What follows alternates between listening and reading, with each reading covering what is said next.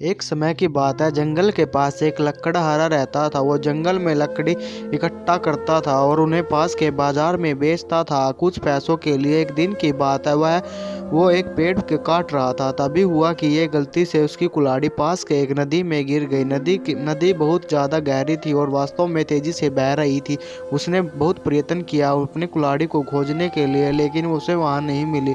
अब उसे लगा कि उसने कुल्हाड़ी को खो दी। वही दुख होकर वो नदी के किनारे बैठकर रोने लगा। उसके रोने की आवाज़ सुनकर नदी के भगवान उठे और उसे लकड़हारे से पूछा कि क्या हुआ लकड़हारे। लकड़हारे ने उन्हें अपनी खुद दुख की कहानी बताई। नदी के भगवान को उस लकड़हारे के ऊपर दया आई और उसकी मेहनत की सच्चाई देखकर उसकी मदद करने की पेशकश की। वो नदी में गायब हो गए और एक सुनहरी कुल्हाड़ी वापस लाया। लकड़हारे ने कहा कि यह उसका नहीं है और फिर से गायब हो गए। और अब की बार उन्हें चांदी की कुल्हाड़ी लेकर वापस आई, लेकिन इस बार भी लकड़हारे ने कहा कि यह कुल्हाड़ी उसका भी नहीं है।